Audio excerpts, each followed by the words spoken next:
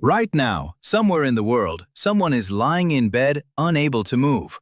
Not because they're sick, not because they're tired, because something inside them just stopped working. And the worst part is, they can't explain it. We call it depression.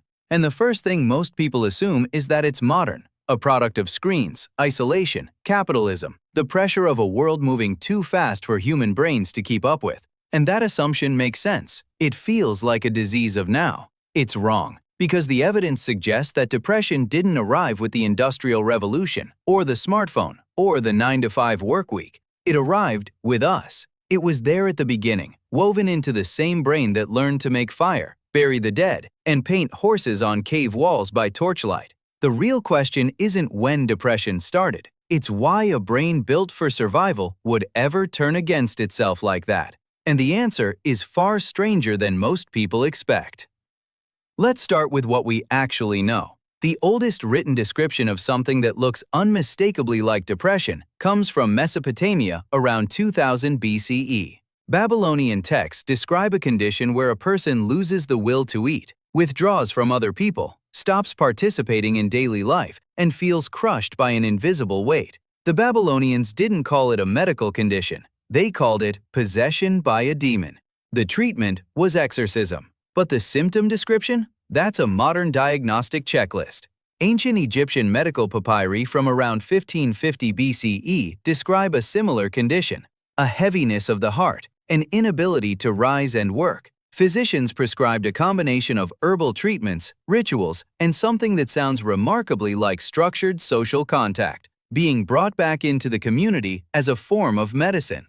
Hippocrates, writing around 400 BCE, was the first person to pull it out of the supernatural entirely. He called it melancholia, black bile. He believed it was a physical imbalance in the body, not a moral failure, not a curse. His treatment included rest, exercise, a specific diet, and baths. He was treating it like an illness 18 centuries before the word depression existed. These aren't isolated records. They show up in ancient India, ancient China, across the Roman world. The same pattern across every civilization that left enough writing behind to read. Depression is not new.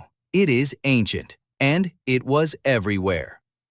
But here's where it gets genuinely strange. If depression is ancient, then it was also present before civilization, before cities, before writing, before any of the things we usually blame it on.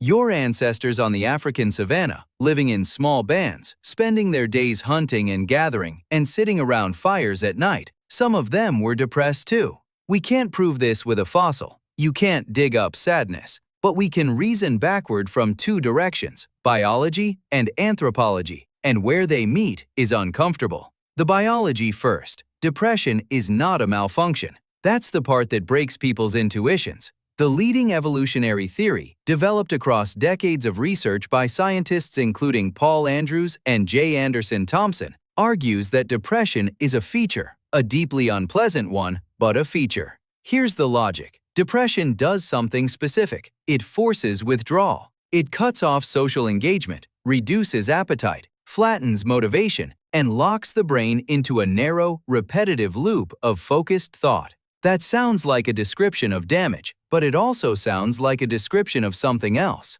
hibernation, disconnection, forced stillness. Andrews and Thompson argued that this state evolved as a response to overwhelming problems that couldn't be solved through normal action. When a threat is too complex, too social, too emotionally tangled to simply fight or run from, the brain shifts into a different mode entirely. It pulls you away from the world and makes you think. Hard, repetitively, without rest. It's called the analytical rumination hypothesis, and it proposes that in ancestral environments, this state served a real function. The hunter who lost a child to a predator and couldn't stop thinking about it wasn't broken. He was processing, mapping threat, rebuilding a model of the world that included this new, terrible information. The problem is that the mechanism has a cost, severe cost. And in a modern environment full of abstract, unsolvable, systemic stressors, it runs constantly with nowhere to discharge. Now the anthropology. Researchers studying the handful of remaining hunter-gatherer societies have found something that complicates the simple narrative that ancient humans were too busy surviving to be depressed. The Hadza of Tanzania, the Kungsan of the Kalahari, the Chimane of Bolivia. These populations do show lower rates of depression than industrialized societies, significantly lower. But lower is not zero. And when depression does appear in these communities, the response is collective in a way that industrialized societies have almost entirely lost. The community notices. The depressed person is not left alone with it. They are physically gathered around. Stories are told. Roles are reassigned.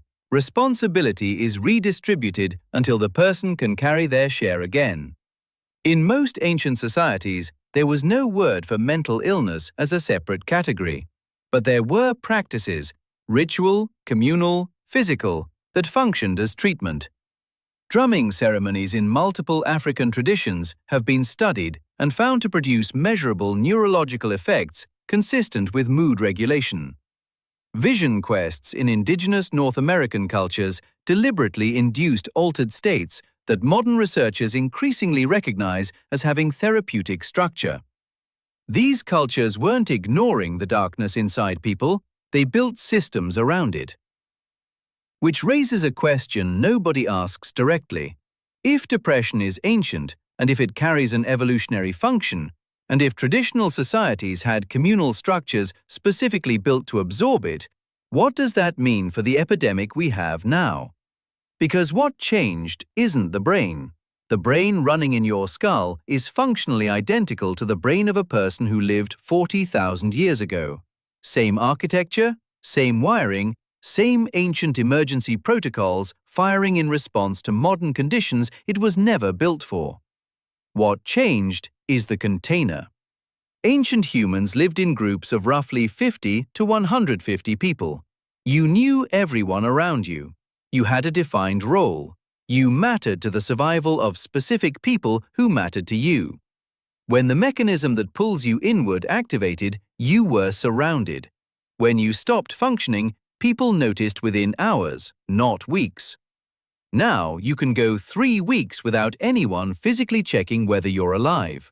You can be surrounded by millions of people in a city and be completely invisible. The mechanism that evolved inside a tight social web is now firing inside a structure that has almost no web at all. Depression didn't get worse because humans got weaker. It got worse because the ancient solution to it disappeared, and we haven't built a replacement. The shaman in the cave, the Babylonian priest reading the signs of possession, Hippocrates writing about black bile, the Hadza community rearranging itself around a person who couldn't carry their weight. Every one of them was responding to the same thing you're responding to when someone you love goes quiet for too long, and you feel something pull at you that says, something is wrong, go closer. Depression is as old as the human mind. The brain invented it for a reason. The question was never whether ancient humans got depressed. The question is what they did about it that we've forgotten how to do.